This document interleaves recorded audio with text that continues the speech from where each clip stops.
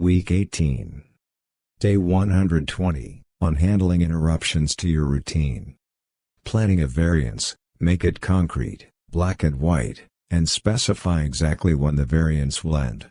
For example, instead of doing your regular gym routine while traveling through Europe, you commit to do 20 push-ups every morning, and then as soon as you return home, resume your normal routine. Tynan. Things change and routines get disrupted, with travel being one of the most common culprits. Whenever I can, I try to maintain the exact same routine as I follow when I'm back home. If I can't, as Tynan suggests, I come up with an alternative that is specifically to be used during the time of the disruption. For example, in a few days I'm going to travel to Cyprus, an island country in the eastern Mediterranean. I have no idea whether I'll have access to any fitness equipment there, including something as simple as a pull-up bar. Consequently, I plan to take advantage of the surroundings as much as I can to maintain my shape, swim in the sea, take long walks or run at the beach, hike in the mountains, and if I find the time, perform some simple bodyweight exercises that don't require any kind of equipment whatsoever. This way, when I come back home, I won't feel as if I've lost my normal routine. And I won't, it will only be altered for the special occasion, but I'll still perform it, and consequently, won't run the risk of falling off the bandwagon. When you know about an approaching situation that's likely to disrupt your routine, prepare yourself beforehand. Think if there's any way that you can maintain your routine despite that situation, and if you can, come up with an alternative routine modified for the special circumstances. Even if your best idea is not a great one, at least you'll still be sticking to your routine in some way, and that will prevent you from losing it. Day 121, on the mark of a champion. The mark of a champion is the ability to win when things are not quite right, when you're not playing well and your emotions are not the right ones. Carol Dweck. At the time I'm writing these words, I'm struggling. Instead of following my usual routine of writing in the early morning when I'm the most productive, I spent the entire day catching up with other tasks that all popped up at the same time. Now it's 8 p.m. I find it hard to focus, and I'm only beginning to write my daily word count. And yet, I'm sitting here in front of my laptop and pushing myself to stick to my resolutions, and yes, I'll sit here until I get it done. Wouldn't it be better to take it easy and just start again tomorrow? If I were sick and barely able to work, then yes. However, in my case, even though I don't feel even half as creative and mentally prepared for work as in the morning, I'm going to persist because it's when you struggle and things aren't quite right that you can strengthen your self-discipline the most. I know that once I finish my work today, even if it takes me several hours of strenuous work in the late evening, when I'm usually asleep, I'll feel good, knowing that I've kept a promise I made to myself. If you're struggling while reading these words, please remember that the mark of a champion is to keep going, under all circumstances.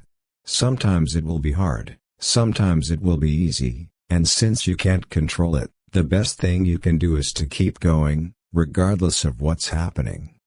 I promise you that after a long, hard day of struggling, you'll still be happier than you would be if you decided to take it easy and then had to deal with the guilt of not having done your best. Day 122, on making agreements with yourself. Agreements you make with yourself. When you make an agreement and you don't keep it, you undermine your own self-trust. Roy Baumeister.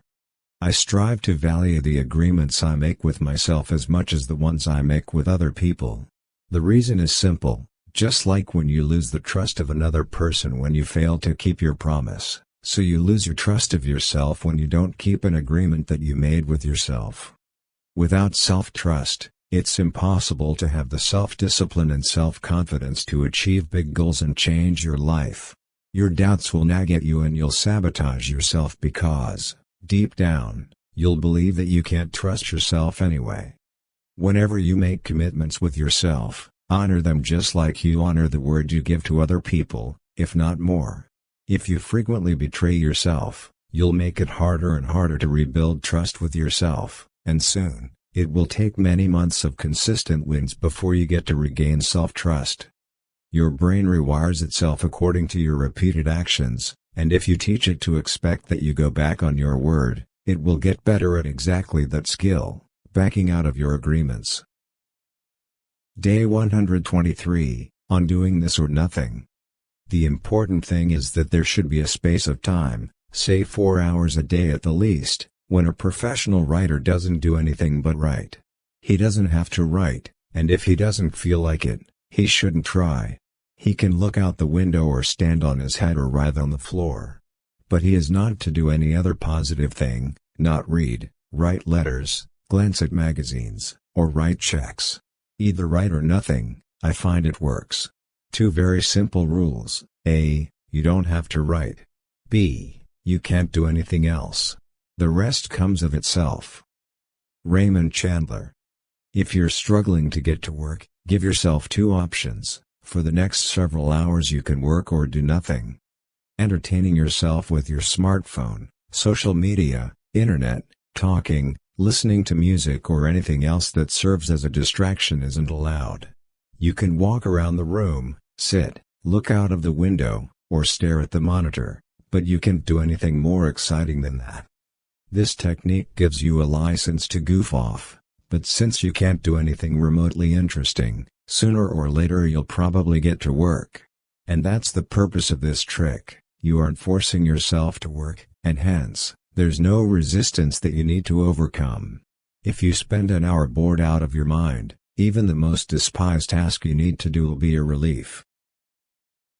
Day 124, on daily gratitude. The more you regularly experience gratitude, the more self-control you have in various areas of your life. David DeSteno. Research suggests that daily gratitude boosts self-control.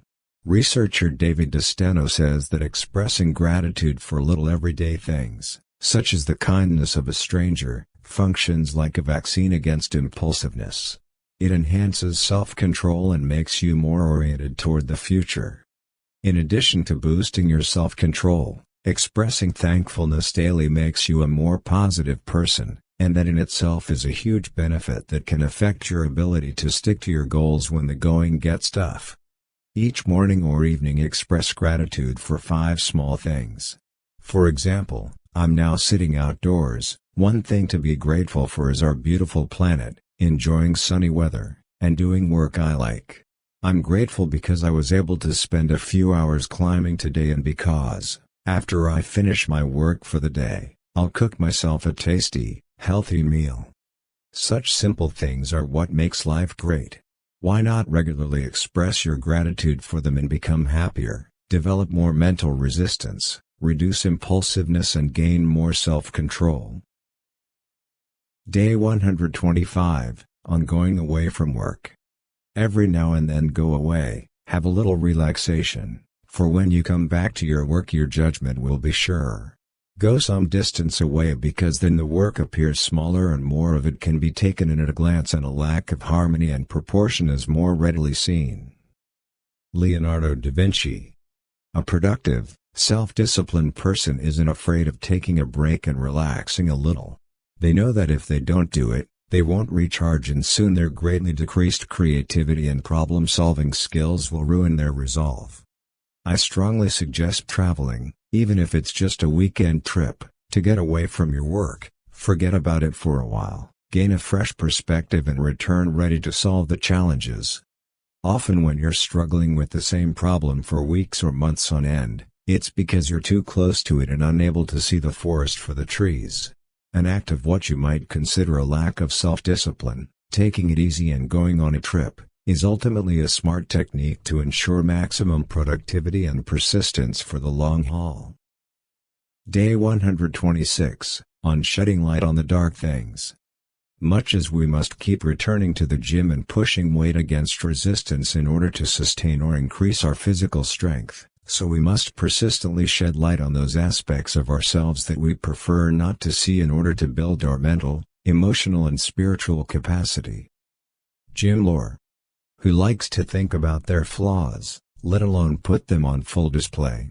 We hide our dark side, our mistakes, our failures, temptations we couldn't overcome, and so on. Instead, we focus on our strengths and proudly talk about our successes.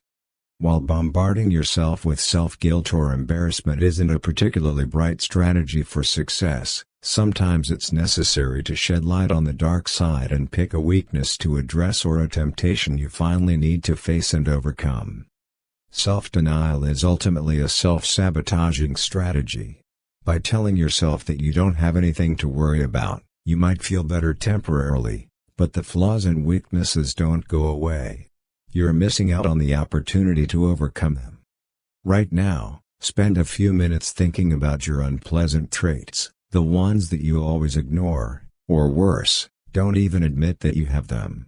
If you're good at accepting criticism from other people, ask your friends what they think your biggest flaws are, and work on fixing them.